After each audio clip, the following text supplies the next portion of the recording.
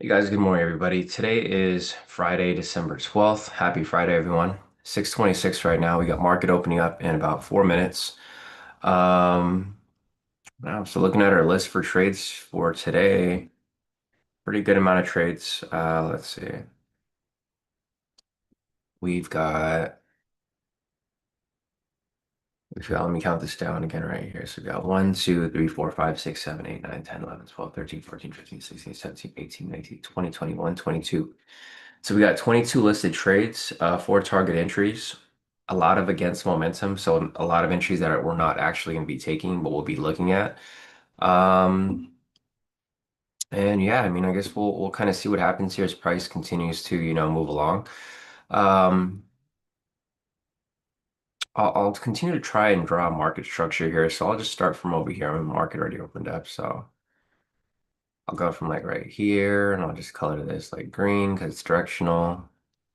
And then I'll just color this here like uh yellow because it's currently ranging sort of. And I'll also use Messages, for reference as well. Over here. Yeah, it's currently in dead chop, which is already identified here as consolidation range. So looks about right. Yeah, we'll kind of see how this ends up, playing along as we follow through with this. But all right, guys, good morning, everybody. So let's see. Mendez is here. Morning, Mendez. Morning, Masij. Yeah, Masij said expected against for Friday. Not a good day generally. Yeah, no, I agree with you. Mondays and Fridays are usually like that. Like Masij mentioned, he's mentioned that, Fridays are usually not great. Doesn't mean there's not going to be any entries, but yes, they're usually not great. Usually a lot of no entries, losses, etc. But we'll see. I mean, as price continues to move along. Our first target entry is not for like close to 20 minutes. So we've got a while for that first target entry. We have our first listed entries are against momentum, so we're not really looking to take them. As you can see, the algo is adapting with the market, right? So we used to have a lot of earlier entries, like earlier on open between like 6:30, 6:35, etc. But there's no entries listed for that time period. So, it shows you that the algo here is adapting with market and, you just have to kind of move with it as price continues to move along. Let's take a look at the overall trend. So the overall trend over here is currently a little bit mixed. The 1 minute, 5 minutes bearish. You can see prices below the pivots, trend meters red, pivots are angling down. 15 minute is bullish neutral because price is still above the pivots. Trend meter is kind of bluish green. 30 minutes bullish, 1 hour is bullish, and the 4 hours bullish. So it's more of a bullish neutral bias across the board. So 1 minute's bullish, 5 minutes bearish, 15's neutral, 30, 1 hour, 4 hour, all bullish. So market is opening up now in about a few seconds, and we'll see where this ends up going. If you're looking to take the breakout, if you're going with momentum, it's going to be a sell. I'm not really looking to get into this, of course, because you can see how the manipulation happens right here. So no surprise there. We expected the manipulation to happen. And we're just going to keep waiting for this here to show direction. So if it moves down or up, doesn't really matter which direction. I'll be looking to identify the market regime or market structure and stuff like that. And then from there, we'll kind of just follow it as price continues to move along. But we're currently breaking out of this consolidation range. It still shows dead shop weight from Masij's tool over here, but we'll see. If it continues to drop from this point, then well, I mean, obviously it's dropping, so we'll follow it this way. But we don't know if it'll actually hold, right? I think what I'm going to do is I'm going to mark these structures based off the body, not off the wick, because the wick just kind of shows like sometimes it's like a volatility spike or a fake out and stuff like that. And then if you control it from the body, you can actually see where it's moving. I mean, it doesn't really make a big difference for us because there's no entries for us at this time anyways. So we're just following it and kind of seeing where this ends up going. But yeah, my boxes here are showing like the market structure, market regime, etc. So we'll see. Sam said, "Hi, happy trading, guys. Caution Friday." Yeah, exactly. Be careful today, guys, with your trades. Price just dumped down right here, so it dumped down, pushed right back up. You can see it's super choppy. about a 70 point spike back and forth. Morning, Lila. Yeah, Daniel said, I guess the Santa rally played out. We blasted the all-time high yesterday. Yeah, I mean, the Santa rally is supposed to continue pushing, right? So I'm not sure. I mean, we'll see what happens as price continues to move along. But yeah, the Santa rally is supposed to continue pushing up higher. So it looks like the Santa rally basically started.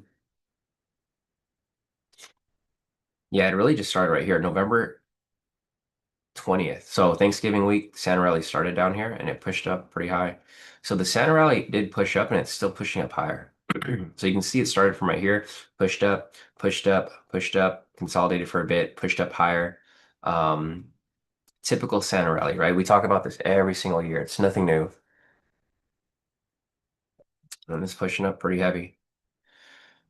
So we'll see what happens here. As you guys can see from the daily candle, we're having like a huge, huge wick on top. Not that it matters specifically to our trading because we are trading on the 1 minute, but you can see over here that this candle doesn't look super hot, right? It's kind of just spiking back and forth very, very crazily. So again, right here, as you guys can see what I'm going to do here is I'm not even going to draw a directional move. I'm just going to draw this because this is just a huge, huge range, right? A huge, huge manipulated range. So there's no direction here. Um, yeah, I mean, there's no real direction here. Prices kind of just spike back and forth. So we've been in this like choppy range right now for maybe the past 15, 20 minutes now. Like price just going back and forth between this middle zone. One thing that I want to look at once Masij is done with the data is I kind of want to play around with risk to reward profiles. So I really like the 1 to 2 risk to reward, but I'm curious if like long term the 1 to 1 works better. I've been doing a lot of research and like, a lot of people try to do positive risk rewards or negative risk rewards or 1 to 1s. And I'm just curious if like, because I've done like the data. So for example, this is an entry that's coming up later today as a target entry. Um, the thing that there's going to be a bit of a like a disconnect, right? Because for right here, obviously I want to have a low max equity drawdown, which is 570. This means that it only has about like two or three back-to-back losses. Um, and looking at this over here, it's a 55% probability of it winning and a profit factor of 2.365. So the thing that I'm really looking at is the max drawdown and the profit factor, right? So just changing the settings over here to 50/50, I mean, it changes pretty drastically. So it goes from a 5.4 max drawdown to 11.14, but the profitability goes up a lot higher and the profit factor also goes up a lot higher. So I know some of you guys are doing a 1 to 1. I know, Paul, you're kind of doing a 1 to 1 for certain entries. Um, and I'm just kind of curious to see like what works better in the long term. We'll know once we have the data with Masij. But yeah, it's something that's kind of boggled my mind a little bit. See, the thing with this, if I'm doing a 1 to 1, I think it's going to be a one loss, one and done type strategy because if you keep eating your drawdown, you're gonna you're gonna get really messed up. Um, at least with the 1 to 2, you can like recoup your loss and make profit on top of it on the next trade. But I'm just curious, like long term profitability, what would be best? So hopefully we'll be able to identify that over the next couple weeks or next couple months once Masij has the data. But yeah, I mean, because traditionally I'm a 1 to 1 risk reward type trader anyways. There we go, Ninja Trader connection loss. Let me check real quick. Accounts okay. Okay, the accounts have connected. But yeah, I'm just curious. Yeah, Messi said, well, for that example, they are both about 25% above break even. 30, yeah, it's about the same. See, but the thing is with the profitability, it's actually higher though. That's why I was looking at the profit factor. I know the probability would be about the same, but I'm looking at the profitability and it's a lot higher, right? So like if we're doing a one um or no, actually no, I'm thinking because the reason why it's a little higher is because of the 50/50. Yeah, you're right. It's because the points are higher. So technically it's about the same. Yeah, technically it's about the same because it balances out, right? Because we have half the losses with max equity drawdown, and then when you increase it, it has double losses, but it has more wins in a sense. Yeah, you're right, Masij. So I don't know if it's something that we should really. I mean, when we have the data, we could probably run it and see if like if that might be a better option, but we'll see. See, the thing with the one-to-one is that I don't know if I can stomach like having that many losses and then having to recoup it back, right? At least with the 1-to-2, it's like you could have a couple losses and then you make it back with one trade. Um, if you have a one-to-one, then you basically have to make double, or not double, but you have to make one and a half basically, or like more than one, of course. Because if you have like five losses, you have to have five wins, six wins being profit. Then you have to cover fees, you have to cover it's just it's a little messy. I think in the future, if we get into a really, really choppy market, like something like this, if the market was moving like this every single day, possibly a one-to-one would work best. But we're not there right now. So we'll uh we'll have to look into that. Yeah, Masiche, yeah, it's pretty much the same. You would just win more. So if it's better for your trade psychology, then good. But other than that, not really. Yeah, I agree. The only thing I was kind of curious about too was the stop being too tight. But I look back at a lot of entries and it would have stopped out either way. If we used a 50-50 or if you used a 50 stop loss, it would have stopped out. Because price, usually if it goes against us, it really goes against you. Like, 70 points, close to 100 points. And then it comes back and etc. So it's not really, I don't think our risk reward profile is a problem right now. Yeah, Masij said, yeah, I'm almost certain a stop loss based on ATR is going to win versus a set one. Yeah, no, I agree with you too. I agree with you too. The ATR has always been my go-to. The only problem is, adjusting the contract size because I have so many accounts, of course. Possibly in the future, I might set a contract sizing on equity percentage versus, a set size. But we'll save that for another day. Anyways, guys, we're in this huge rage right now. I'm waiting for price to really break out of this area to have an actual direction. So I started doing this yesterday, I'm pretty much identifying market regimes, or market structure or market conditions. So like, for example, if it's a green box, it means it's directional. If it's a yellow box, it means it's going sideways.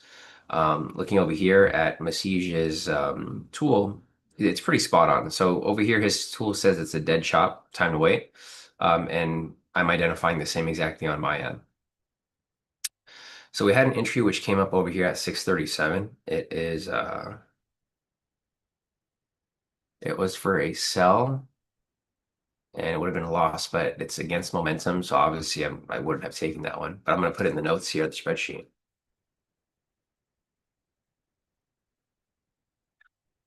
Next one's at 744. It's against momentum, not a target entry. And we'll see. I mean, a price here is chopping up back and forth, guys. So this is not really exactly the best time to look for entry. Um, yeah, I mean, it's just not the best time right now. We're currently at break even for the week. So we took a loss on Monday. We took a win on Wednesday, took a loss yesterday. Again, since we're doing a 1-to-2 risk reward, we're currently um we're currently at break even. Maybe slight profit or maybe slight loss based off the commissions and fees and the slippage, but for the most part, we're at break even. If we're basing it off our multiple.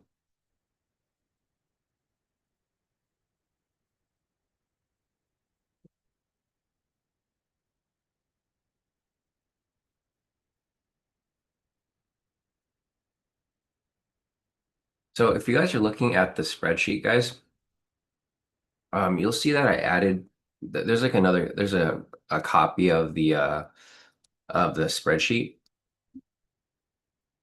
And on that copy, I added up pretty much all of the target entries for that are listed basically from November or mid-November up until December. And if you took every trade that was a target entry, it's currently at a 21R. So it's actually doing pretty decent if you took every target entry. That's including the losses. So let's see. I'm gonna try to show you guys without showing you the actual spreadsheet for today. Okay, so let's see over here. Okay, so basically, this is the spreadsheet. I'm not going to show you guys the trades for today, of course, because that's private. But what I did here is I basically identified everything from November 12th. Basically, all of this right here, I just did the sum of, and then it came to a total of 21. So yeah, if you took every trade, or not every trade, but like whatever trade we listed over here, you'd be at a 21R, which is pretty good. I mean, this just shows that the algo is working. It's just you have to be able to take, all the trades for the most part with no discretion. Even counting the three losses yesterday, right? We skipped two of the entries, so we would have saved on a couple trades. But with this over here in total, basically from December, it's a full month basically. It's from November 12th all the way down to December 11th was a total sum of 21R. So even though I didn't take any trades for November, or I took like, 3 trading days, the algo here showed that it still yielded a profit if you took pretty much all the target entries. So, I mean, I have to get over my whole discretionary thing where I kind of avoid trades or I don't take trades. Sometimes I just have to jump in. I think I have to at least take one per day. I think taking one per day could keep me in line with, with our goals. But, obviously it's been tough because using my background in trading, it's like I know certain things are likely to not work. So that's why I typically don't like to take certain trades, but sometimes I just have to execute.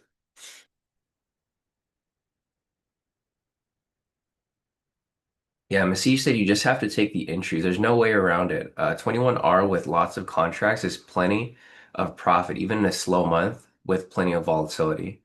Yeah, I agree with you, Masih, 100%. I just have to take at least one trade a day, even though like it's risky or it doesn't meet the criteria or whatnot. Like, you just have to take them because like I'm showing you guys here, like I'm showing you guys like a clear example of like here, let's just delete this real quick and I'll show you guys again. So I'm going to show you guys like real time. I'm just going to highlight all of the trades from November 12th up until December 11th, which was yesterday. We don't have trades for today, of course, yet, but here we go all the way down to December 11th, and I'm just going to click sum here so you can see all the trades. So yeah, 21R. And if you do the math for that, like for example, if you're doing, I don't know, 10 contracts.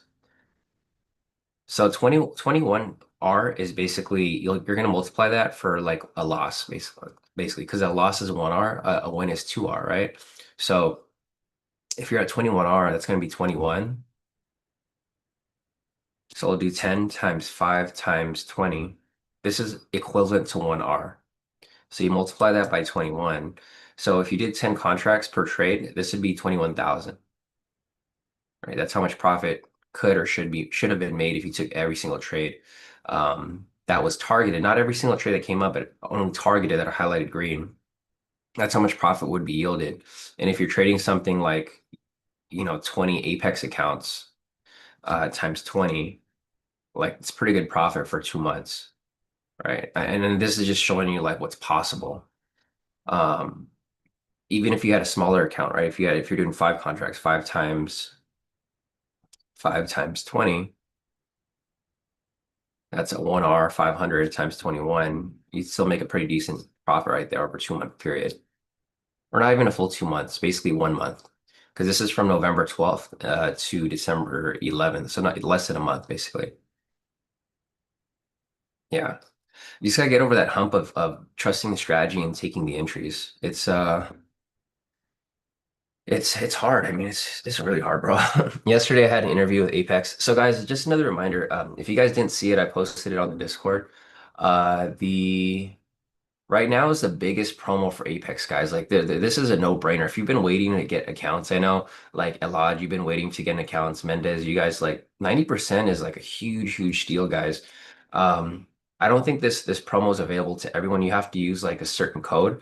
Uh, I had an interview with like a podcast interview with the Apex executives yesterday. Basically, I'm like the top 100 of USA traders, and like my code is specific because they give me a higher rate compared to other people. So just a heads up, guys. Like I don't think other people even know about this promo yet, because they gave it to me ahead of time. So if you guys want to get your accounts right now with Apex, I mean, obviously, if you want to compare different prop firms, obviously different prop firms have different things to offer. But with Apex, you could get 20 accounts, right? I just did the math for you guys there. If you took every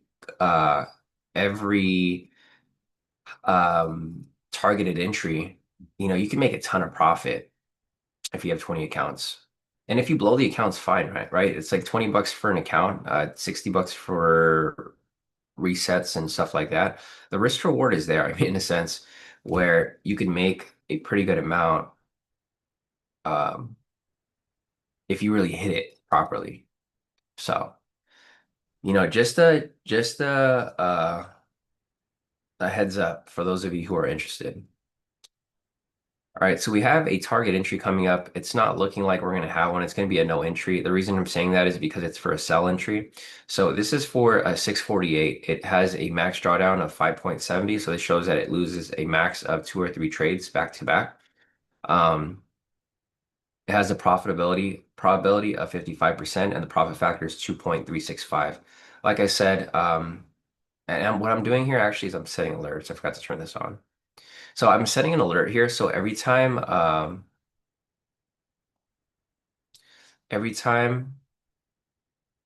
we get a momentum signal, it's going to ding. So we know if there's a pending momentum. But yeah, there's no sell signal here. So there's a trade here for 748. And unfortunately, it's going to be a no entry.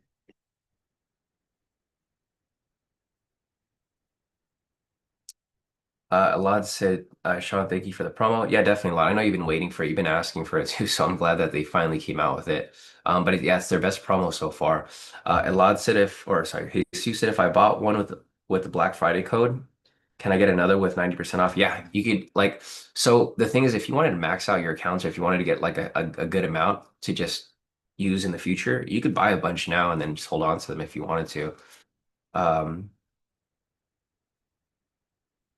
so yeah, Jesus, you're not limited. Like if you bought the one before, you can still use this one to buy more accounts. Unless you're capped out, or if you're capped out at 20, I mean, technically you could buy more than 20, but you can only have 20 PA accounts. Yeah, Masij said I bought 10 50Ks with that. LOL, it's so cheap. Yeah, I know it's like 20 bucks, right? For like a 50K account or less. Um, so it's a no-brainer. Like if you've been waiting to get an Apex account, or if you wanted to say for example, you're already profitable and you have a couple PA accounts funded with Apex and you want to max them out with 20, this is like the best time because you're never going to get something more than 90%, guys. Like I've been with Apex for a couple years now, and 90% is like as high as it gets. And they only give a 90% like every so often. And also just a heads up, over Q1, so Apex is having a lot of new stuff. I know some of you guys like Apex, some of you guys don't. And there goes the alert. If you guys heard that ding noise, I'll make this a little louder. If you guys heard that ding noise, it shows right here that there's a pending momentum. I'm gonna put that there so that we're aware that like these pending momentums are coming up,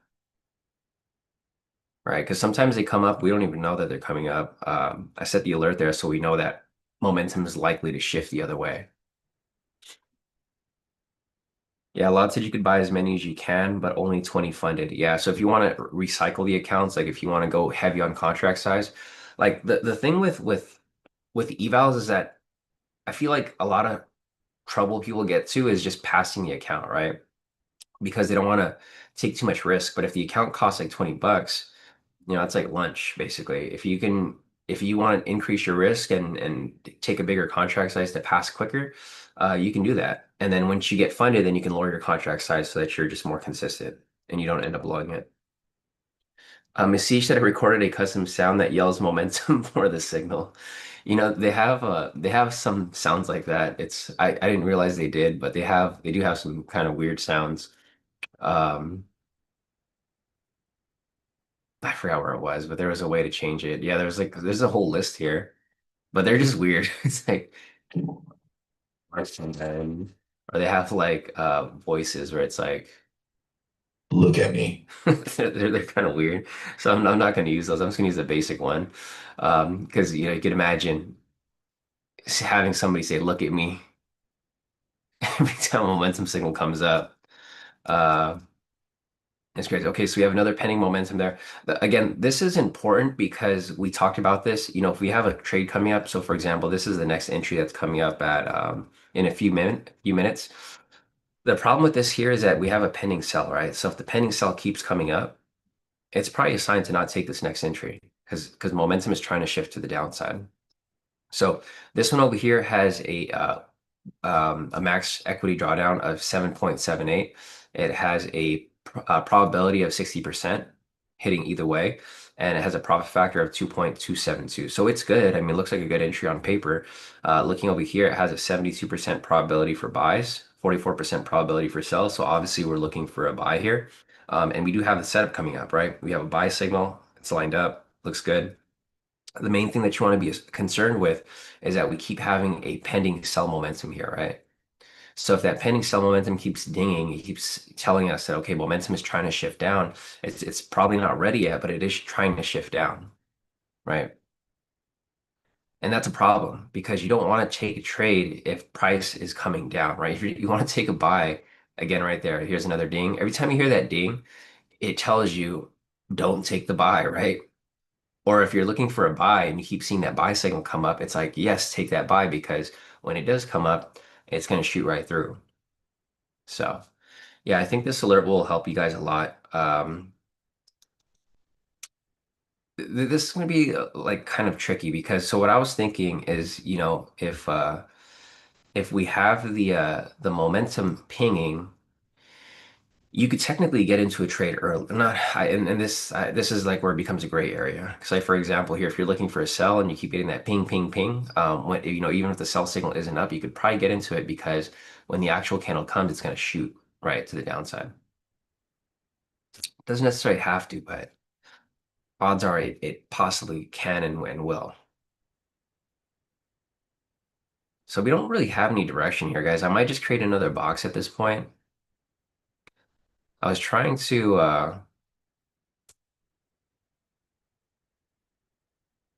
have a change of market regime, but realistically, it's just pushed into another range up here. Yeah, exactly. Masisha, but look at that big green candle. If you would have gotten in early, you would have gotten stopped out. Exactly.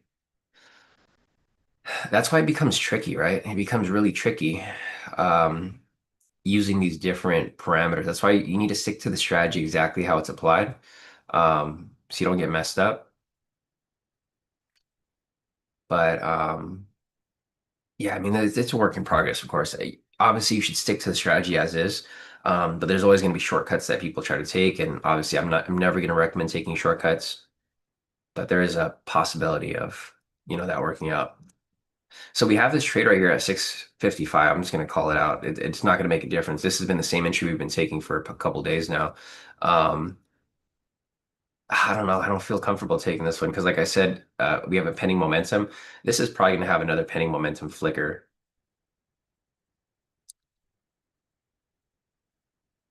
Yeah, I'm probably gonna have to wait for the later one. If this is most likely gonna have a pending momentum come up, and if I get that alert, I already know for sure I'm not taking the trade because we talked about this. When it has pending momentum like that, um, I could already feel it coming. When it has a pending momentum like that, it's typically not gonna push up directly. It might pull back, might range for a bit. It's honestly a really, really tricky entry to get into. So if you guys want to take this, I mean, feel free. This is going to be a buy entry. I'll follow with you guys, but I just don't feel comfortable with the pending momentum that's been flickering for the past couple of candles. I'm glad that we have that alert set up because now we can look out for it.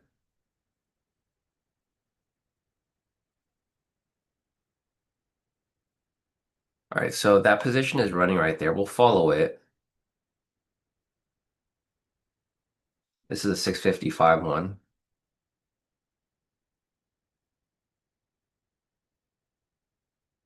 The thing is, the candles look huge, but the price isn't actually moving that far out. Let me go back and redocument these trades. So 644, it was for a buy. So this one against momentum actually played out pretty nicely. This trade looks like it's probably gonna play out too. But this is a 644 one. This was a win, but it was a no trade because it was against momentum. Let's see if price breaks out of this consolidation range. See, this is why the market structure thing is important because see how price is having trouble getting past the area right there? It just needs to get past it just a little bit to hit the target, break and retest of that area. But again, right here, see how it's kind of bouncing back and forth. It's good that we have the market regime and market structure marked up there so we have an idea. The 648 one, I believe, was no entry. Yes, no entry for that. I'm just updating the spreadsheet as we follow. Um, Yeah, so this one's currently running. So this one's a cluster of trades. This one, it's the same cluster that's been coming up for the past couple of days, right? Basically for the next, or from now until like a little later, there's a couple different entries following where it needs to go. Again, this is using my discretion to stay out of it. See, I'm glad that we stayed out of this position because I would have been stressed out if I was in this one right now, to be honest. I would have been bugging right now. And there you go with the pending momentum again. Like I said, good thing we skipped that entry because look what happened, right? So I think right now I do have to keep using my discretion, guys, because I mean, it's just necessary. As much as we don't want to use discretion, um, you just have to sometimes because I already knew this was going to be bad, right? I already told you guys, like we had pending momentum happening for like the past five candles. I knew that momentum was eventually going to close, and it eventually closed right there. So I think that was a good call in skipping out on that position. uh, because that would have been a loss that could have been easily avoided, which we did avoid. So yeah, I'm gonna keep using my discretion for now, guys. If it looks okay, if it looks good, or if the momentum is not there, then okay, great, I'll hop into it. But if there's any signs that show me that price may reverse or come down or even range even longer, I'm not gonna take it. It's just not worth the risk. So I'll put skip on the spreadsheet because I want to make sure that we know that that trade was skipped.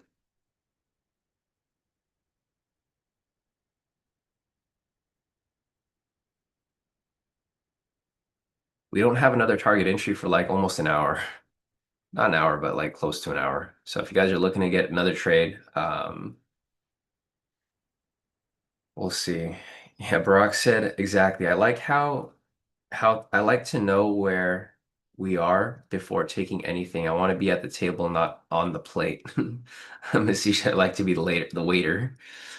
Jesus Deshaun is the chef cooking. Masish, the algo is a restaurant owner. Exactly, right?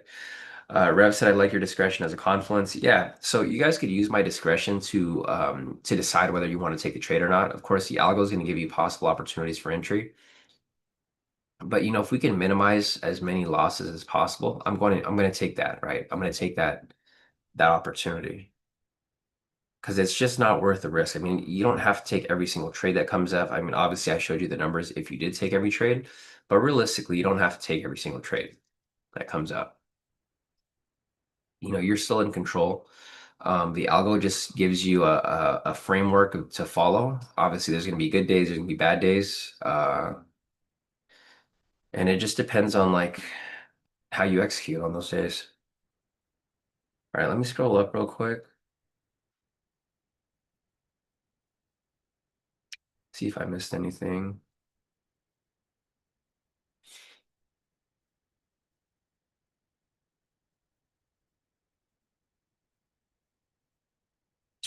But yeah, if you guys want to use the Apex promo, guys, just if you go on the Discord, you can click on this link, and then when you check out, just use the code Cody. I think if you're using a regular code, it's going to give you 80% off, but if you use the code Cody, it's going to give you 90% off. I spoke with the regulator, or not the regulators. Oh, so I have more news on that. It's super annoying. Um, with the hedge fund. So I was really hoping to get it up and running by today. I got the letter from the regulators yesterday. I made like very, very little changes that need to be made. So basically the page numbers were they weren't wrong, but they also weren't right. So they wanted me to change the page numbers on the disclosure document. So again, we have to wait a couple more days for them to approve it. I mean, it's getting really annoying because I wish they would have just told me this the first time around.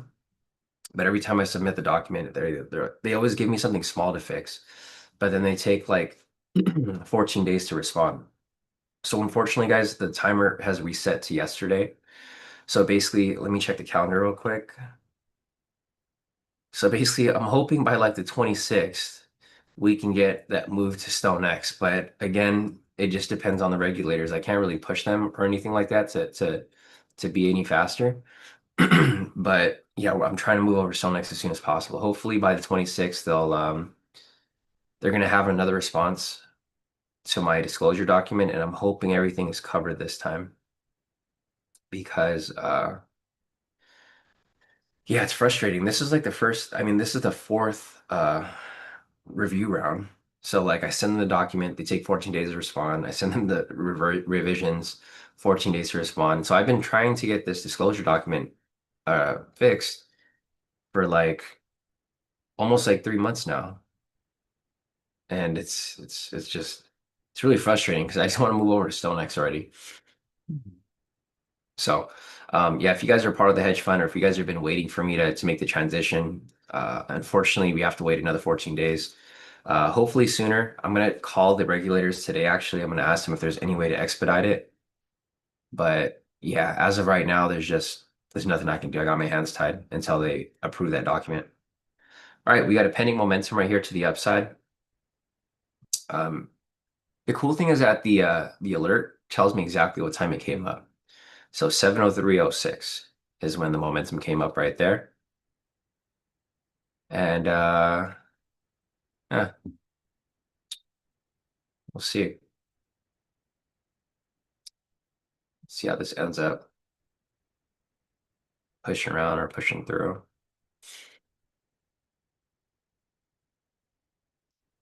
So we're currently still in this choppy phase right now, guys. There's not really much direction. You can see we have a range which price kind of went sideways. We have another range right here. I could overextend this down a little bit, but I think what I'm going to do for now is I'm just going to leave it as is. Or let me see. Yeah, I'm gonna leave it as is for now. I'm gonna use this as a fake out area. Another pending momentum right there, 704. So the reason why this is useful is because we can identify that price is trying to push up. It's not having any luck pushing up right now, but it is trying to push up at the moment.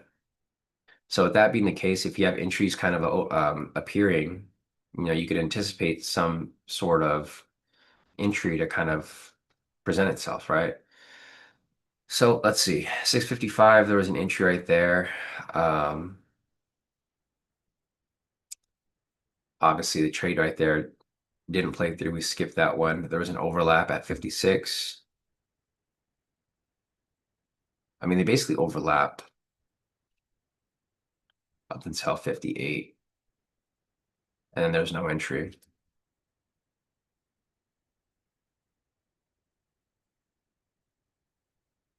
There was against momentum at 7 o'clock.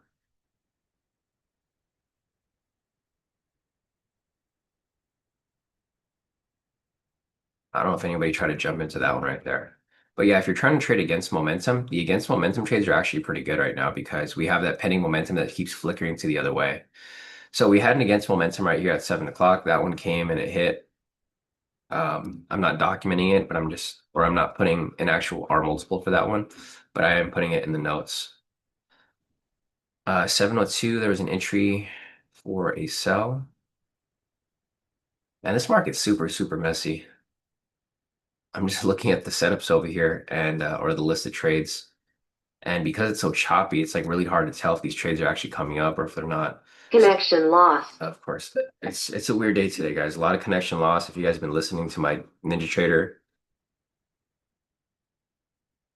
you know, Ninja Trader was good for a little while. Like for a couple of days, yeah, I didn't really get many connection loss. Today I've had about 3 or 4 connection loss. That's the main reason why I'm like waiting to switch over to StoneX because I'd hate to be in a position and I lose connection, right? I think that's gonna be the tipping factor for me. Um, but anyways, it's fine because there's no entries right now.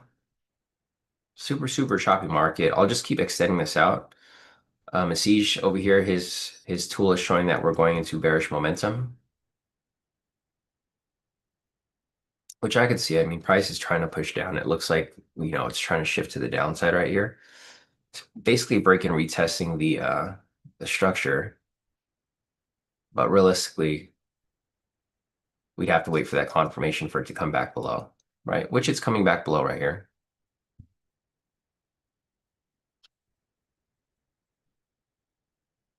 So the 702 was not it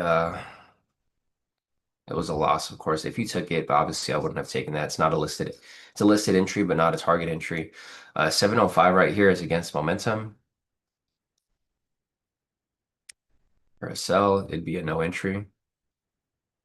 And again, I'm just listing the trades here, guys, as they come up.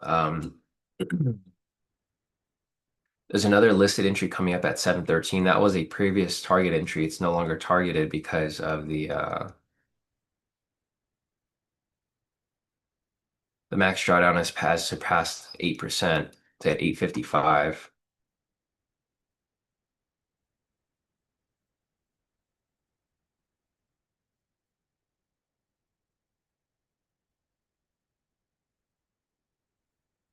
All right, so we have a while for the next target entry. If you guys have access to my algo, or if you have access to my list, the listed trades, I'm just going down them by order.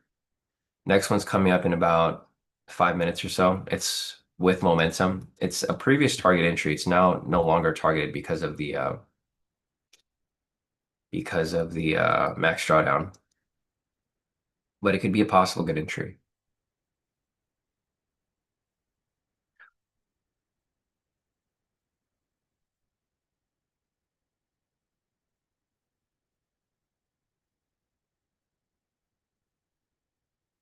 Let's see. Barack said, I think the only safe way to not have any discretion is if you're the market. Yeah, Masish said, I mean, the algo is profitable by itself. Discretion is not needed, but as of right now, before the data is fine. Yeah, exactly. So like once we have the data, we can like see if it's really trustworthy to take every single trade or not, right? I'm assuming that it's going to be trustworthy, but it's also nice not taking losses that could be avoided, right? So it's good when we're avoiding losses, but then it's bad when we're missing wins, which thankfully is not the case right now. So we'll see. Yeah, Masih said his indicator is a bit sensitive. I'm going to change it a bit, wait for confirmation, but it seems to be predicting the downward well. Yeah, so your tool here did identify the bearish momentum, and it came down pretty nicely from there, Masih. So I think it's fine as is. We're just using it as a confluence anyways. It's not going to be like a, deciding factor there, but yeah, I mean, it's useful. I guess if we identified it break and close past structure right here, obviously we could have rolled this down further. For example, if we had an entry there, of course we didn't have one, but if we did. Okay, so what I'm going to do here is I'm going to identify the market regime change from here. So we're coming down now, somewhat bearish. I mean, I don't know if this will hold, but I guess if we really wanted to, we'd mark this up too, but I don't think it's necessary. All right, so looking at this right here, we currently have price coming down a little bit. I mean, we'll see if it actually comes down lower, like that, or if it ends up ranging within this area and then it just becomes another consolidation range.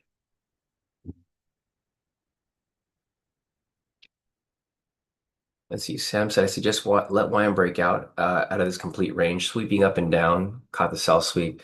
Yeah, that's kind of what I'm waiting for too, Sam. I'm waiting for price to have some sort of direction. I mean, it wouldn't really matter too much because we don't have a target entry until, another 30 minutes or so. The list of entries are pretty mixed. So there's not really much consistency as you guys can see from the list of entries for today. Usually there's clusters of like with momentum and clusters against, but today they're kind of mixed in. It's like one with, one against, one with, one against, and then a cluster of against, and then yeah, so on. But yeah, so what I was talking about earlier with Apex guys is they have a lot of new stuff coming out in Q1. So they're going to have direct to funding. That's one of the big ones. I think that's going to be the biggest thing because if they have direct to funding, that's a game changer, right? You don't have to do evals anymore. It's probably going to cost a little more, but you'll be direct to funded with 20 accounts. Um, One thing too that we talked about yesterday is consolidating accounts, right? So like right now I have like what 300K accounts, so I don't know what is that, like 6 million or something. Instead of having like 20 accounts, they could just consolidate into like one huge account. Uh that's another cool thing that they're thinking about doing. Um what else is there? The trailing drawdown rule, they're going to try to get rid of that or make it a little bit more consistent, I guess. Um And I think they're having same day payouts. I think that's another big thing. Yeah, it's huge. It's crazy. Uh it's yeah, it's crazy. Like once these things come out, it's gonna probably put Apex back up on the list of like top prop firms. I think Apex is still one of the top prop firms because you can make the most money with Apex. Obviously the rules are a little more strict, but once they come out with a lot of the stuff that other prop firms have, same day payouts, uh um straight to funded. There's like a lot of things that like people want that they've been working on, and it's ready to go, but they just haven't released it yet. So yeah, guys, just expect in quarter 1 there's gonna be a lot of new stuff from Apex. And if I get more information, I'll let you guys know.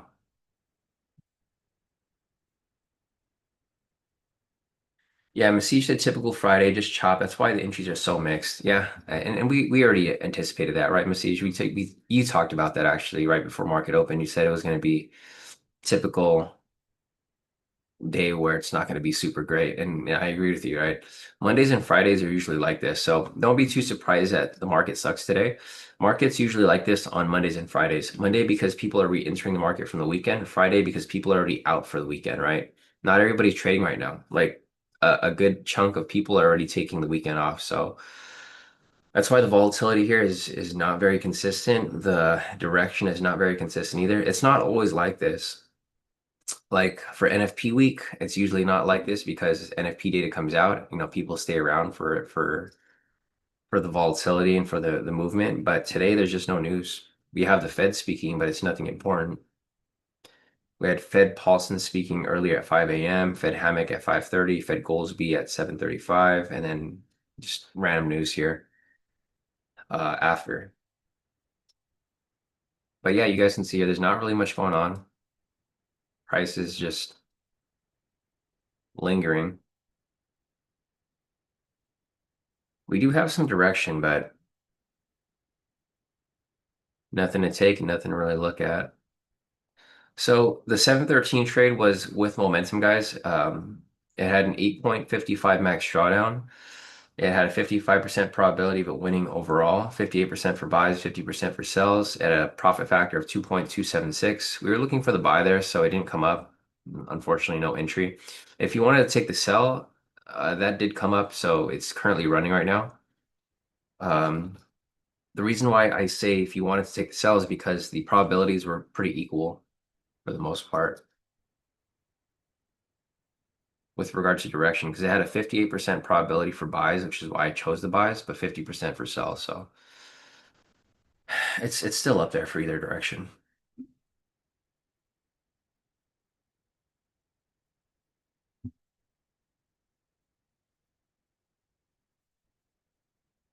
One thing that Marco mentioned,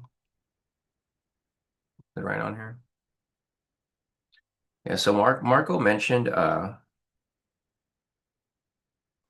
he's been applying the same strategy on NQ and he's been killing it. He's passed, I think, 7 evals. So he has like 5 funded, and now he has 7 funded as of yesterday. He's been applying NQ with a 50-point TP and a 25-point stop loss, guys. So if that's something that you guys want to look into, you can. Of course, I think Mystige has the data for that. So like once we have the data for that to ourselves, we can probably see if NQ is a good option. But yeah, I just want to give you guys a heads up. YM is not the only asset to trade the algo on, right? Um, NQ is something that some people are applying and they're doing really good with. So if you guys want to try it on NQ, some people in the group have been trading on NQ and gold.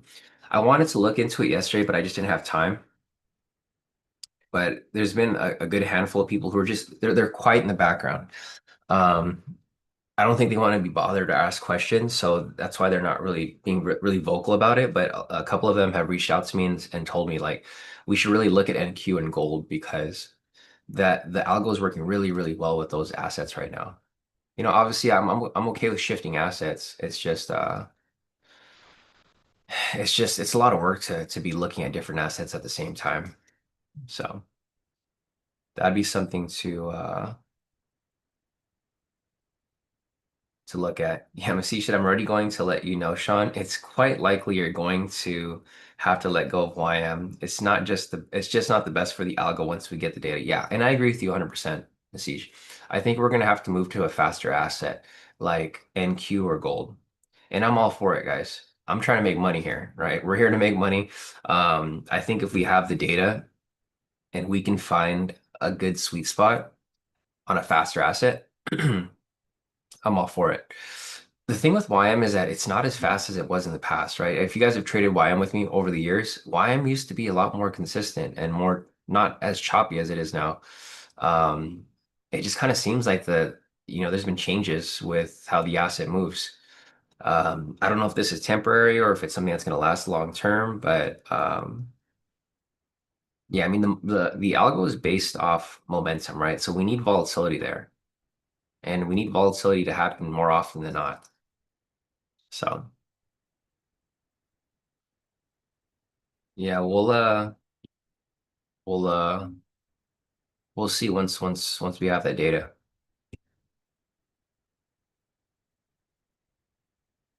I'm excited for it though. I'm super excited, guys. Like I want to be able to take at least one trade a day or two trades a day. I think if we have multiple assets that we're going to be looking at, then it's going to be very, very useful, right? Because then we can trade um like we can look at different lists of trades and then we can just pick out which ones we want. Like for example, today there's only four trades and they're kind of spread out pretty thin. The earlier ones were at 648, the ones later at late 740s, 750s. So we could have looked for some NQ trades in between that if we had it, but obviously I don't have it listed on here. Let me see if I can pull it up right now. Let me just turn this off right now. Let's try on the algorithm. I'm just curious to see. So 50, 25 is what he mentioned. Between that period right there. Okay, I'll let the algo run right now and I'll try to see as the data comes up.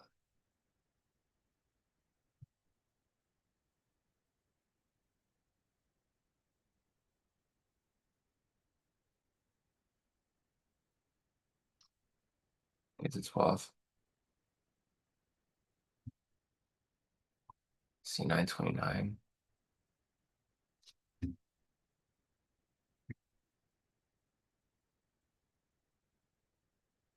I don't know if he had the TP stop loss proper because I think 2050 might be a little too tight, but yeah, I think 20. I don't think he mentioned the right numbers for it. I think he might have meant,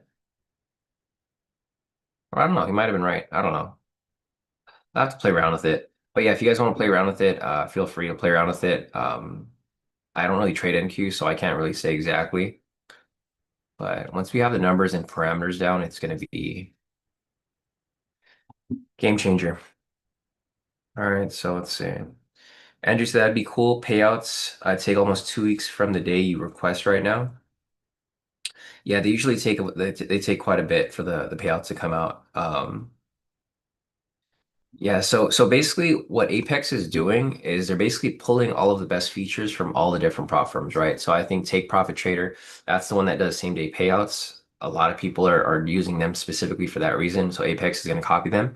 Tradeify with their straight to funded accounts. Apex again is copying them. They're basically copying all these other prop firms. They're getting all of the best features from all these prop firms, and they're going to be offering them through Apex.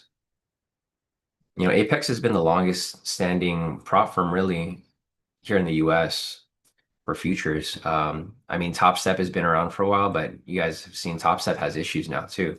They're not the favorite anymore. Um, yeah. The crazy thing with Top Step is that they've been around for so long, but they haven't paid out that much. If you look at Apex, they've paid out like it's crazy. I don't even know the number. I think they mentioned it yesterday, like almost 600 million in payouts, like throughout their whole career of prop firm stuff, right? So it's a lot of payouts to like I don't think anybody can compare to like how many payouts Apex has paid out. Um, yeah, I mean people are gonna hate on Apex, but I've been with them for a while. Haven't had any real issues with them, so obviously I'm gonna keep using them. And the goal with these prop firms, guys, is really to just get your payouts, right? Get your payouts, put your payouts into a personal account, and then scale that. Like do what that's literally what I'm doing, right? I get payouts from Apex, and then I put those in my personal account, and then I take bigger contract sizes on my personal account because you're going to be limited and capped on a prop account. You never want to grow a prop account. That's like the dumbest thing to do. Don't ever grow a prop account, guys. I see people where, and we talked about this yesterday with the executives is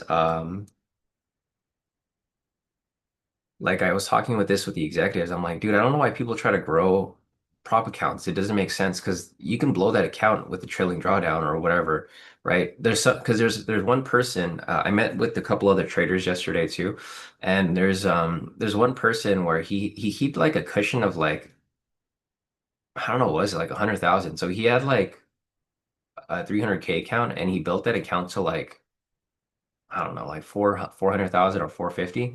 And he didn't like he just didn't take payouts.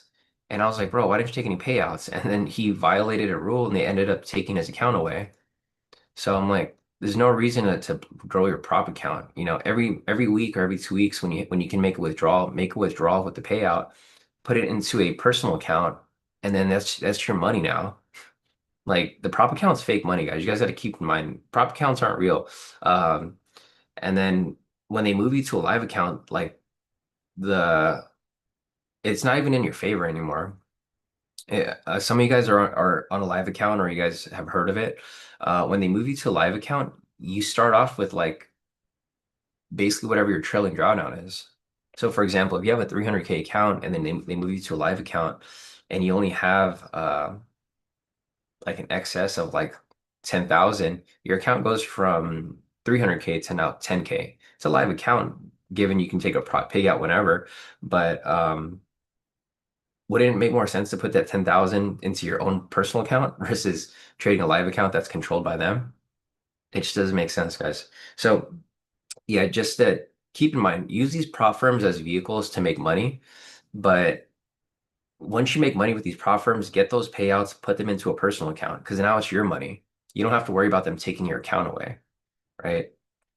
That's the main goal, guys. It's get money through prop accounts, like get cash through prop accounts, and then withdrawal or request payouts, and then put them into a personal account. I'll even draw it out for you guys here, right? So use Apex to make money, right? Request payouts whenever possible, like literally whenever possible. If you blow the account, so be it. Do another eval, and then how deposit payouts into personal account. And then that's it. That's really the process right there. That's how you should see it, guys. I see people like they try to treat Apex accounts like it's like their actual account. It's not your account, guys. It's Apex's account. It's usually fake money anyways to begin with. But yeah, make money through Apex, request payouts whenever, even if it's like $100, like or a couple $100, right, or $1,000. Request your payout, and then deposit into a personal account. And then from there.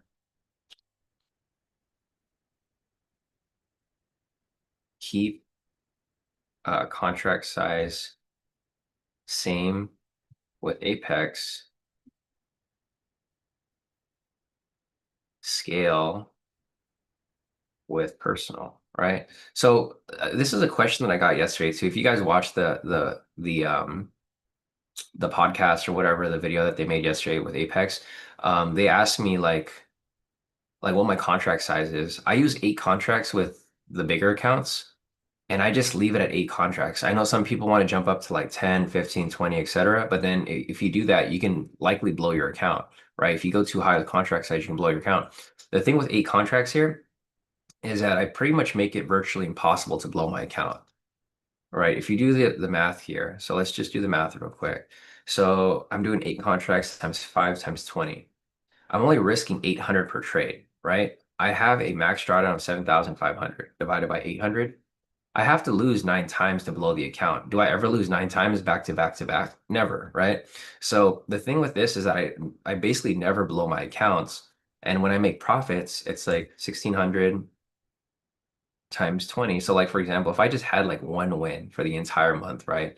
That's how much profit I would make net or whatever, not net, but gross. And then I would withdraw that. Like say for example, if I made enough profit, I would take my, what is it, like 80% times 80.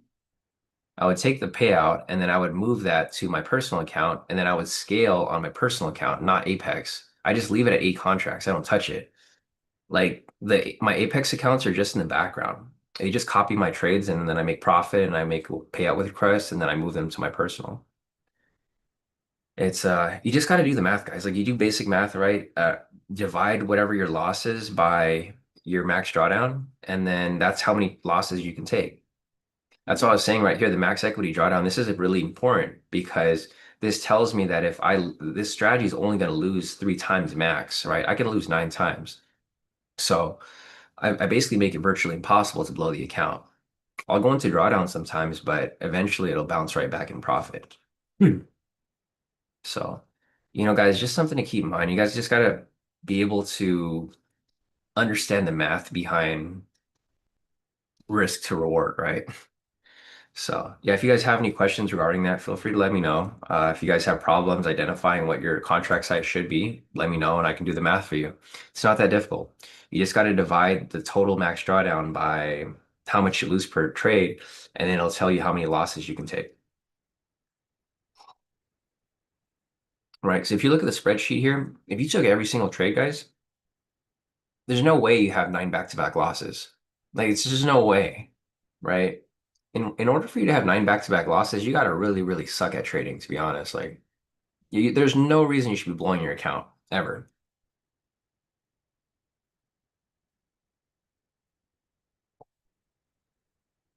Yeah, like I don't remember the last time I blew an account because I'm using proper risk to reward per trade. So you guys just got to keep that in mind. I know it's gonna piss some people off, especially if you're one of those people that have been screwing up and whatever. But that's the reality of things, guys. I see this happen a lot. A lot of people like want to blame Apex or whatever it may be. They want to blame the market for them blowing their account. The market didn't blow your account, bro. You blew your account because you're over leveraging.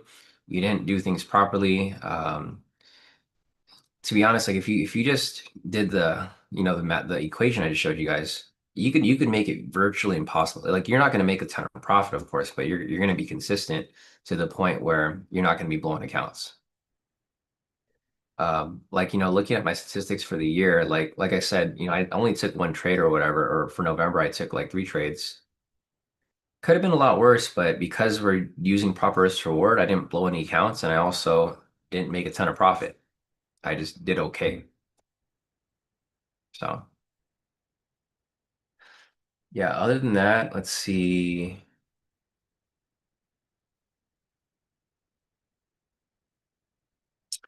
Yeah, a lot said Sean, the trailing drawdown is over after you make 2,600 in the PA account, isn't it? Yeah. The trailing drawdown is over, but then you shouldn't take a payout at that point because you don't have any more trailing drawdown. So once you make a certain amount, a lot, your trailing drawdown is whatever you have in the account.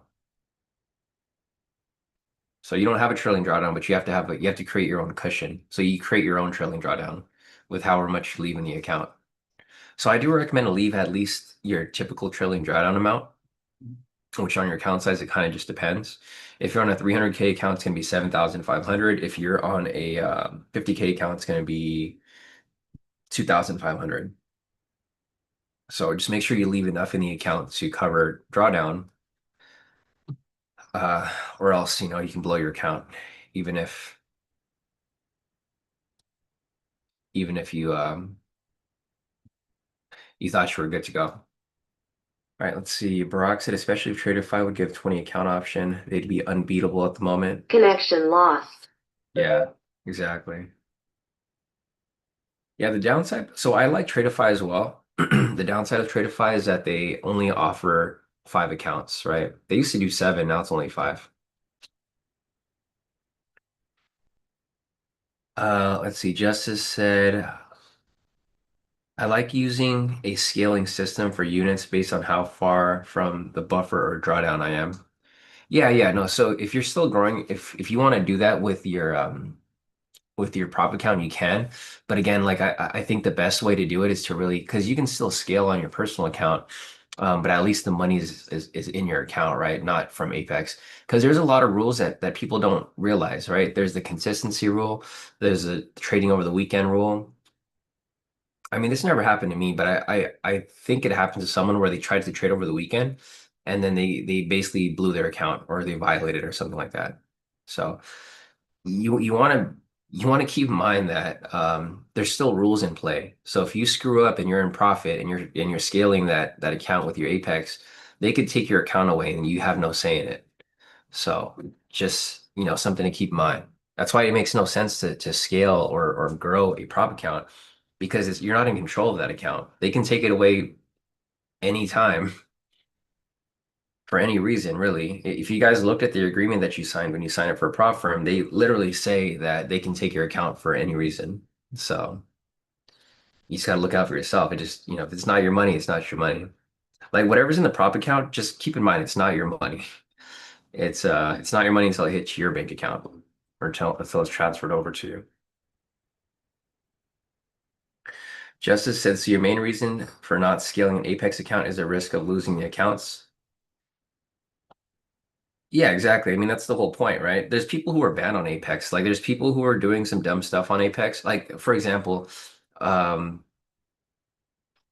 like how you've been trading on Apex accounts. If you're a really high risk trader on Apex, you're gonna get banned. There's a couple people I know who are banned. I actually met with a couple traders yesterday who have a community as well, and they have people who got banned from Apex where they can't buy any more accounts. Like they have an account, they uh, traded, but their strategy was this. So this is what happened with a lot of people, and this might be someone that you know. So they biggest reason for Apex banning. They call it like account farming, prop account farming. There's another name for it. I forgot what it was called, but it was like um high risk trader. So like what they would do is like they would take take super risky trades to pass account, keep trading super risky and achieve big payout and then blow the account right after payout was made. This is like one of the big reasons why they ban a lot of people. A lot of people don't want to admit it, but they've been doing something kind of like not sketchy in a sense. I mean, what they're doing is within the terms, but obviously Apex doesn't like this, right? It's prop account farming. So like they'll take really big risky trades, like they'll just trade news or something. It's within the rules, but they're trading news or something. Like when price spikes, like 100 points or whatever, they catch those spikes and then they pass with like one trade, right? And then they keep trading that way and they get a huge payout. Like you'll see some people who will get a payout And then right after the Apex pays out, they blow the account right after, right? This is where it becomes a problem for Apex, and we talked about this yesterday. It becomes a problem because initially Apex isn't copying their trades, right? They're just paying them out of pocket. And then as soon as they start copying their trades, they blow the account. So that's a big loss for Apex, right? Because they just paid them out like 20K, and then now they're actually copying the trader, and now they blow the account. So like they just lost money from copying the trader, and then they lost money because they paid him payout. So a lot of people have gone banned from Apex because they've done this multiple times. And the thing is, Apex just doesn't like them as a trader. Like they don't want to do business with them. So it's this is why a lot of people are getting banned and they're not able to buy any more accounts with Apex. So it's like, but th this is like Apex's problem too. It's their problem because they allow people to trade news and they allow people to take crazy risks like that and over leverage. And they benefit from it, but they also get screwed from it because when they actually blow accounts, they get screwed too because they end up getting having that to hold the bag for them basically.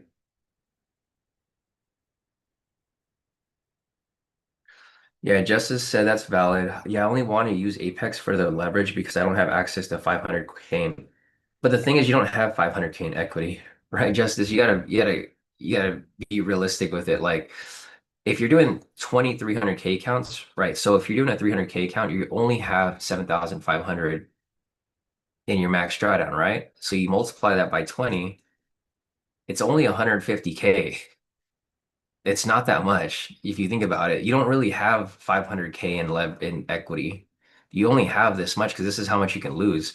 If you imagine how much profit you could make from it, like say for example, you had two winning trades, right? Like I said, eight contracts times five times 40, right?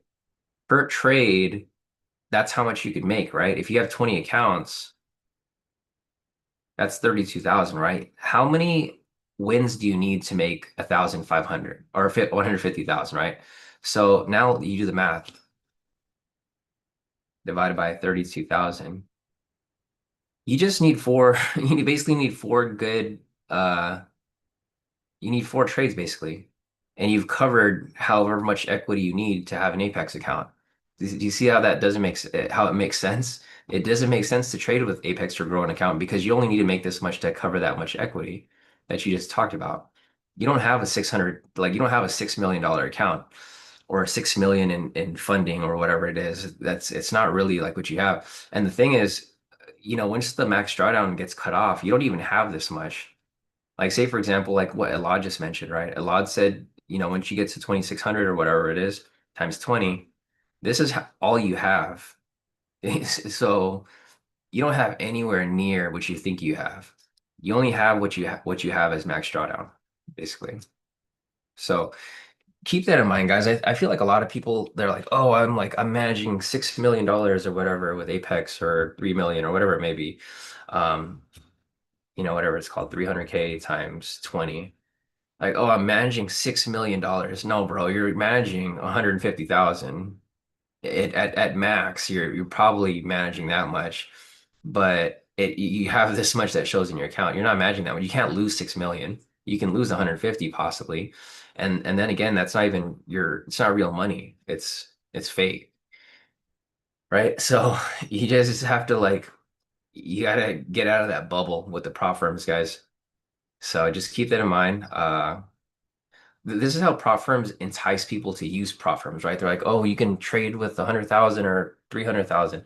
Realistically, it's not that much. It's just whatever the max drawdown is allowed. So just keep that in mind, guys. I've been with prop firms for a long time. There's nothing wrong with prop firms. Like, there's nothing wrong with it. They're good vehicles to make money, but they're not like it shouldn't be your end goal to grow a prop account. You can make so much more money trading your own. I've been trading personal account for years now, alongside with my prop accounts. So, and you don't even keep all the profit, right? You keep like 80%. And when you're on your real account, you keep all of it. I think the biggest scare for people is they don't want to trade a real account because they're worried to lose their own money. But if you're profitable with a prop account, shouldn't you be profitable with your real account? And the real account will keep you more serious with your trading too. Versus, you trade a prop account, you're like, oh, okay, I could blow my account, whatever, because it's like 20 bucks for an eval. Versus, oh, I'm risking like 1,000 of my actual dollars per trade. Because that's what I'm risking right now. I'm doing 10 contracts on my personal account, so I risk about 1,000 per trade to make 2,000. Some people can't stomach that risk, but once you get good at trading, a couple $1,000 is like not a big deal because you know you're going to make it back, especially if you're doing a 1 to 2 risk reward.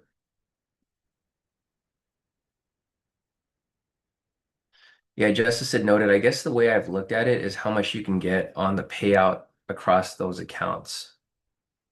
Yeah, yeah, no, that's what I'm saying. Like it's good to get the payouts, but then put that into your personal account and then increase your contract size on there, right? Because yeah, it's good as I mean basically active income, but for the most part, you just haven't gotten burned by prop firm, and I'm hoping you never get burned by a prop firm. Once you get burned by a prop firm, you're gonna feel because I've been burned by a prop firm before, right? We traded with like funding talent or whatever those companies were in the past that were scamming people. We traded with a lot of these other companies that actually got burned pretty bad because I had like 100,000 in like payouts that were due to me and they just shut down. So I'm just saying from experience, like prop firms, they're not always going to be super, super reliable. All right, guys, so we have this right here right now. This is going to be setting up for a target entry at in a couple minutes. This one over here has a 5.99 max drawdown, profitability of 55%, profit factor of 2.43. Last momentum signal came up over here at 741. This is a little bit of a tricky entry right here. So I'm just looking at well, it's not that bad, but it's a little tricky.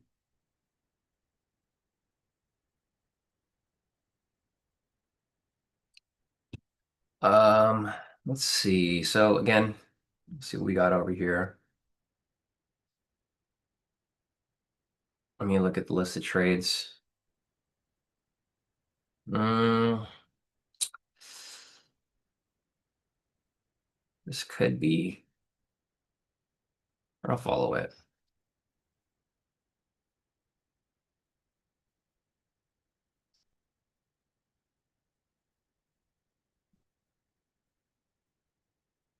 All right, so we have a possible entry coming up right here.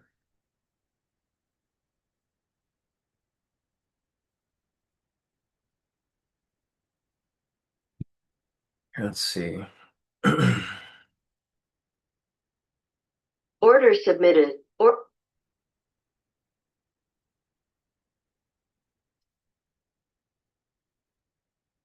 All right, there's gonna be an entry over here coming up shortly. order submitted.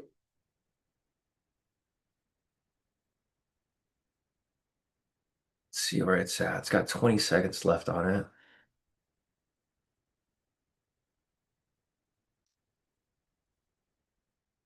So make sure the numbers are right.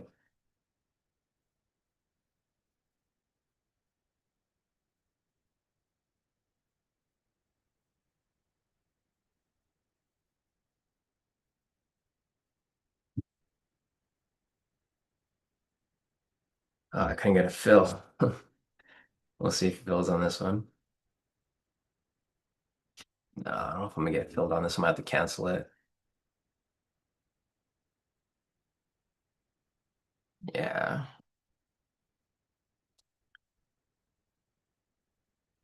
Yeah, I'm gonna have to cancel my order. It's not looking like it's gonna come back and fill. That was the entry right there at 744. Fuck.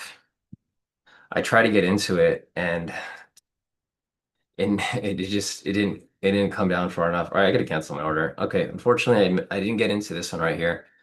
Um, this was the 744 entry for a buy. It looked pretty good. I mean, 5.99 max drawdown, profit probability right there at 755. Profit factor is 2.43. This is the downside about using limit orders, is that sometimes it doesn't fill. I was trying to get in. Yeah, we're canceled. I was trying to get in right there, and unfortunately, it just didn't give me the opportunity to get filled. I dropped it like right here, right at the like the below the entry, and it just pushed right up. If you guys got into it, I'll follow with you guys right there. Nice. Smith got in with a market order. Nice work. Jesus got in a second before the candle open. Jonathan got in. Nice work, guys. I'll follow with you guys.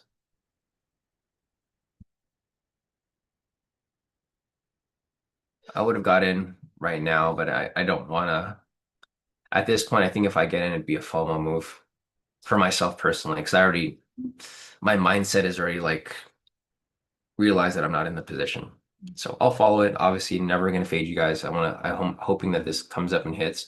I have another opportunity a little later in about 10 minutes. So we'll see if that's the case. The thing here that was tricky about this position was that it was still stuck in this and unfortunately didn't play through. Maybe it's a good thing my thing didn't fill. It's typical Friday, guys, today. Unfortunately, that trade didn't play through. I mean, the good thing for me is that I didn't get into it. The bad thing is that the trade didn't play through, right? This is pretty much what Masij was talking about earlier this morning and what I was talking about. Mondays and Fridays are tricky because they're so choppy. The thing with this entry right here that and I wouldn't be surprised if this thing comes right back up. The thing about this that I guess threw me off the most was the fact that we were still in this ranging box right here, right? This is why I've been marking up these market regimes because I don't like trading in these ranging boxes like this. Whenever you're in a ranging box like this, it tends to come back and retrace or whatever. What I was looking at here though, before the entry came up, is I was looking at this break and retest right off the box right here. I was like, okay, this looks like a pretty good entry. And I know this is probably going to piss off some people, but I think this is going to come back up and hit. I mean, we'll see.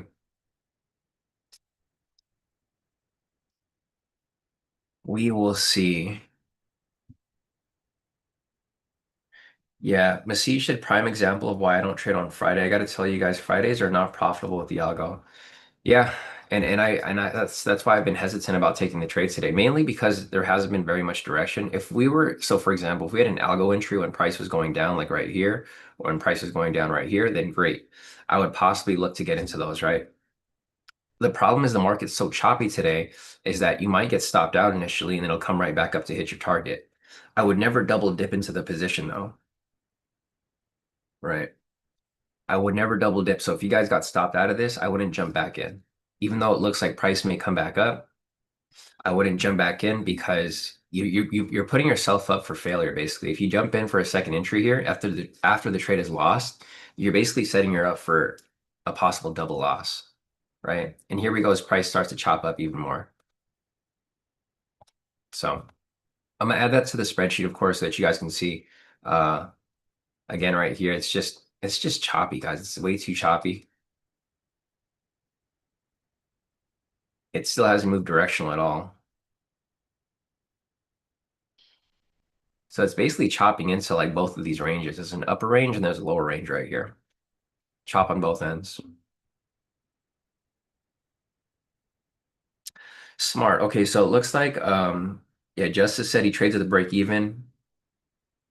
Yeah, and on a day like this, it's probably best to move your stop loss to break even once it's reached its profit. Typically, I would never recommend to do that because you want to trust in the strategy. But the problem with this market here is that it's so choppy like this that you might have a good trade, but you might get chopped out before it actually gets to your target. This is why I was talking with you guys earlier about using a bigger TP stop loss, right? Because the 40-20 is a little tight. So this is 40-20. And then if you wanted to do a one-to-one, you did 50-50. You see how much more space you guys would have to breathe? Because you could survive that chop. So yeah, I mean, maybe on certain days, one-to-ones might work better versus other days. Maybe Monday and Fridays, one-to-ones might work better. But yeah, as of now, I think the 1-to-2 is still going to be superior. Yeah, it looks like Justice moved to stop loss to break even. Rev also moved to stop loss to break even. Let's see. Message to Sean, can you check my indicator? For some reason, TradingView isn't working. I want to see if it says chop. Yeah, of course. Oh shit, wrong S. It says bearish right now. It's actually in the middle, so like, yeah, it wouldn't be in the chop at the moment.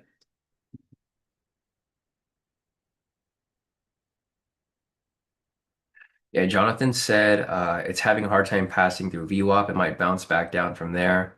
Also, it was back at opening price. Let's see, opening price, yes, was over here, 630. Yeah. Oh, yeah. So it looks like it was literally at opening price right there with structure. So if you look at this here, here's the markup chart, or like basically the chart with all my tools. Price has kind of just been bouncing between this structure here, right? It's been bouncing between the Asia low and the London high. It's a lot of back and forth right there.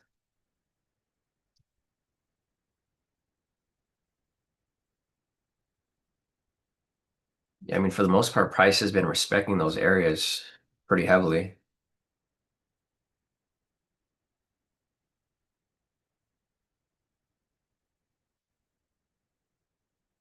All right, looks like we might start to have a directional push right here. I don't know how long it'll hold for, but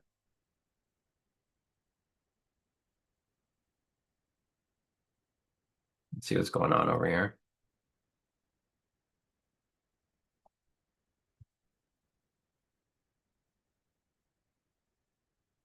Let's see, Masish said it's bearish. I guess it's in a bigger chop, but the tool is right to show bearish. Yeah, it's currently bearish right now, so I do think it's right, Masish. It's just it's a bigger range. So if you were to incorporate this whole area right here, it would show that it'd be in a big range, but it is bearish currently.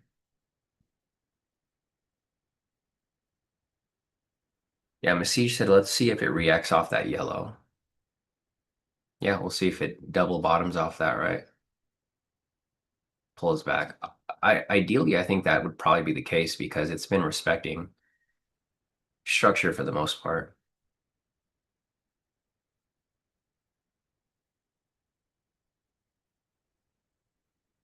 All right, let me finish marking up the entries for today. I know we kind of went off topic. There just wasn't anything to take today, so it wouldn't really make a difference. Um,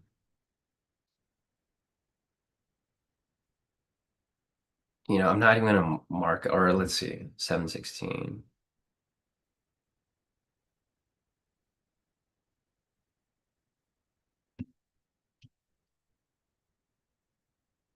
Lost no trade.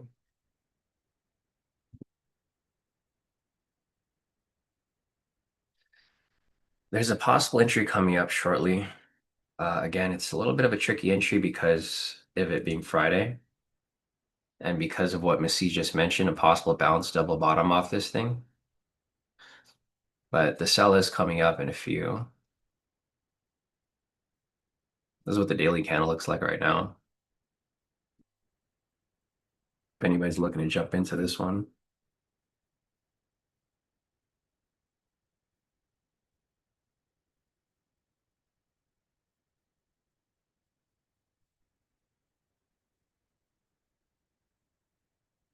Let's see. Was there a pending momentum anytime recently?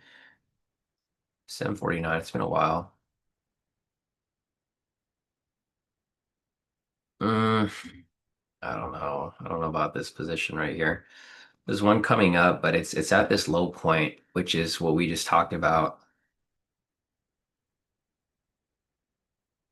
Something I don't really like to risk.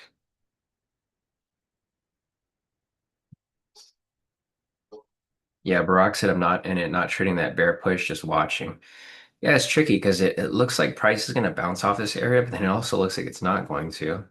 If you guys want to take this position right here, I'm thinking about it, but I just, from the market and price action today, I think I'm best off just not jumping into something like this, at least not right now. Again, this is where my discretion kind of comes into play. It's a good thing and it's a bad thing. So if you guys want to take this right here, there's a possible entry setting up. It is for a sell short position. I obviously didn't get into it.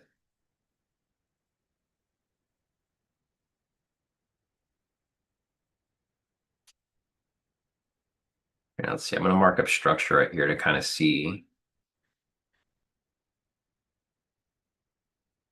Yep, looks like my discretion.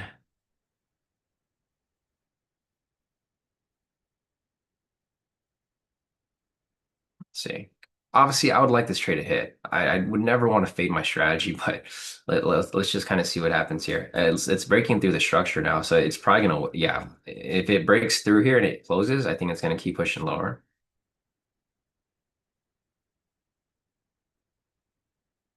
So it's already broken past the yellow right there, Message. Yeah, full TP on that one, it looks like. It's all good. I'm glad it's hit or it's going to hit. It's almost there. Or who knows, maybe it's gonna bounce right here. Obviously, I would like it to hit. That'd be best case scenario. Let's see the 44. That was also skipped.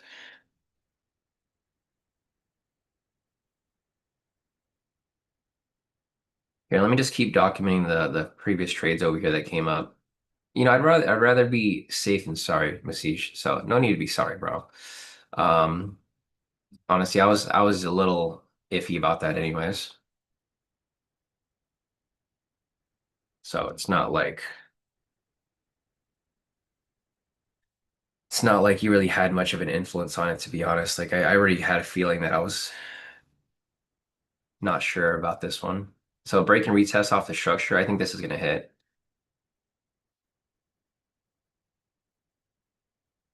There you go, full TP. So if you guys caught that, nice work. Today's a 1 hour day for the or 2 hour day for the damn, there goes the momentum that we were waiting for. The momentum actually played out directly on that candle and then it followed through right after. So nice work, guys, for those of you who caught it. This thing's blasting right through. I wonder if there's anything pushing price.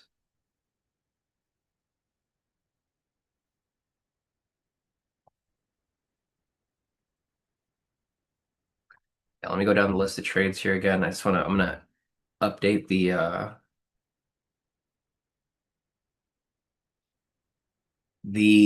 damn, that's a big candle.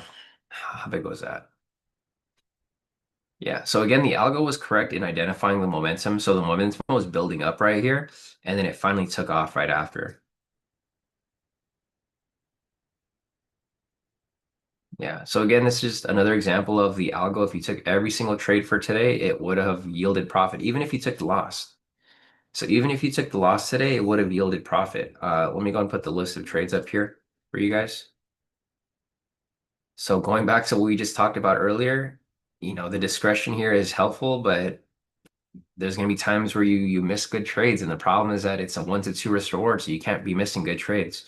So this one over here lost. Actually, it would have been a break even today, right? Because there was no entry. We skipped this one for obvious reasons, and then I missed this one, and this one won. So let me just update it real quick over here on the list. Let's see. 721, was that an entry that came up for a sell? So 721.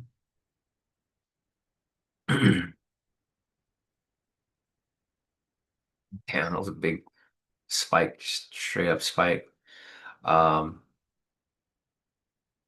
yeah, so that one would have lost, obviously. I'm just gonna put no entry. I don't really care about documenting the against momentums. 752.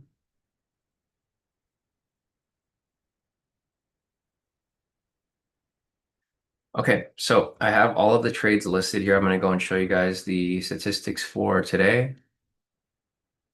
Here we go.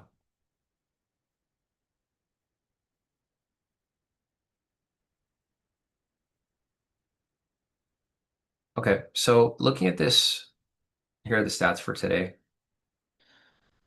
So, okay, if you took every trade, again, nobody's taking every trade here, but if you did take every trade, it'd basically break even because there was like two losses and then, or for these and then one win. If you were taking the target entries only, so we pretty much had no entry for 648, 655, we had a skipped entry. I forget the reason, but it just didn't look like a good trade. I think it was because we had that pending momentum, right? 744, I missed this one. It would have been a loss. But even if we had a loss at 744 and you took this win here, you'd still be in profit because you'd be at 1R. So this is pretty much the profit for today. If you took that 755, that there would have hit for this week. So let's just add it up. So Monday we had a negative 1R. Tuesday we had a negative 1R. That's negative 2. Wednesday we had a 3R. So that's positive 1. Yesterday we had a negative 3R. So that's negative 2. And then today we had a positive 2R. So basically it would be a break even. If you took every single trade this week, it'd be break even. If you were to calculate it with every single entry that came up for target entries. So I mean, it was a choppy week. Either you had a break even or you had a profit. But I took a break even, so I'm at break even for this week. Unfortunately, it is what it is. One of those weeks where I just didn't really have very many um, much luck with the entries, but that's just how it is sometimes, right? I was kind of hoping. So if I took this trade today, I actually would be in profit, but it's okay. The trade just didn't look so great. Analysis over here was kind of off a little bit. Um, yeah, Justice said shout out to slippage on that one. Yeah, that thing blasted right through. Yeah, Missy said nice work, Algo. Jarrell said too much of a gamble for me. I skipped. Yeah, the thing is, so here's the discretionary thing too. I also didn't want to go into this weekend feeling like shit, right? I think that's a big factor for me trading on Fridays as well. So I'm a lot more careful on Fridays, is because this trade hit pretty nicely, perfectly actually. But if this trade would have lost, I would have been thinking about this over the weekend, right? Like, damn, I should have skipped that trade. I knew it was a bad trade. It was at a support. Barack would have thought, oh, this is at a demand zone or whatever. So. There's always next week. Yeah, Jesus said didn't take the last one, of course, but next week is a new week. Have a nice weekend. Definitely, Jesus. Yeah, I'm gonna have to just swallow that pill and go into this weekend break even, unfortunately. But it is what it is. I'd rather take that break even than having a big loss to go into the weekend. So we have a couple more weeks of December left, guys. It's December 12th. I think we have how many weeks left? 2 weeks or 3 weeks. 3 weeks more of trading. 2 weeks we have Christmas, so it's gonna be a short week. And then New Year's we have the week after. So, all right, guys, if you guys have any more questions, feel free to hop into the chat, or else I'm going to wrap this up. I'm gonna grab Alina, baby girl. She's always excited to see the charts with all the chart colors. Um, but all right, guys, let me see if there's any more questions here. Let's see. Rev said I consider it a good day. Didn't blow up on a chop day, and he's up 67. Nice. Yeah. If you guys made profit today, great. If you guys were at break even, great. If you guys didn't take any trades, great. That's better than being in red, right? Um, I think that's a key thing to really look at. I feel like with a lot of people, you guys feel pressured to take trades every single day, and realistically, you don't have to take trades every single day, right? I'd rather end the week with a break even than to have a loss, of course, because then then it messes with your trade psychology, and then you're scared to take trades on Monday. Right. I'm good to go on Monday. So I'm ready. Let's see. Let's see. iPhone said the trades aren't hitting like they used to. Did something change? I mean, what do you mean by that? Because if you look at the statistics, I mean, we pulled it up. Sorry, Alina said. If you look at the statistics for a month's time, it's at a 21R, so that's pretty good. It's 21,000 if you're doing a 10 contract. So. I mean, you're going to have days like this where they're not going to be super consistent, but that's just how strategies work, right? There's no strategy that's going to be super, super consistent all the time. It's just impossible. There's going to be drawdown periods. But overall, if you take majority of the trades, um, you should see profitability, right? So if you look at this over here, like for example, if you just want to be a lazy trader and you just want to trade 855 every single day, right? You can just trade one time every single day and you're gonna have losing days, but you're gonna have winning days that outweigh it. So although today there was like, a couple or just choppy or just no trades at all, overall, if you just trade at a certain time, you could make profit on it. So Yeah, Massive said October was just crazy. It's not normal. Yeah, October was really, really good. So if you're comparing it to October, then yeah, that was just an outlier type month. Like that month was just really, really good. But what's happened this month in November, this is normal, right? Because you can't expect to have like a, I don't even know what R we had. It was like a 50, like almost like it was over 30. It was like 30 or 40 R. That doesn't happen very often, right? You think about 30, 40 R, that's going to be like, um, let me see. I don't even know the number for that because that's there were so many wins for October. So yeah, looking at October over here, this is my November, this is December, this is normal. But October, this we just had so many good days on these, and there's multiple trades that came up, right? Like on the 1st of October, we had two or three trades, or yeah, three trades. So we took multiple trades on certain days, and they were just hitting, obviously, right? But yeah, you can't really compare October. So I would say if you're thinking of comparing it to October, just don't because it's not going to be like that every month. I think more of the months are going to be more so like this. You should really be aiming for like maybe, a 10 hour per month on average. Because if you do a 10 hour per month on average, that's 20%. That's huge, right? Because I'm doing 2% risk per trade. So if you're doing a 10 hour, it'd be around like a 10 to 20% percentage gain, which is big. Usually people get that yearly. So, all right, guys, I think that might be it for the day. If you guys have any questions, feel free to hit me up on Discord. Otherwise, I'm closing out this week break even. Again, it's not the way I wanted to close the week. Obviously, I wanted to close with some profit, but I think we're off to a good start or a good continuation of this month because I didn't really take very many trades for November. Had three trading days. And for this month so far, I've already had three trading days, right? Monday, Wednesday, and Thursday. So hopefully we have more trades over the next couple weeks and we can probably at least double up on November. It's probably not going to be like in October here, but we'll we'll try to get that back up and running.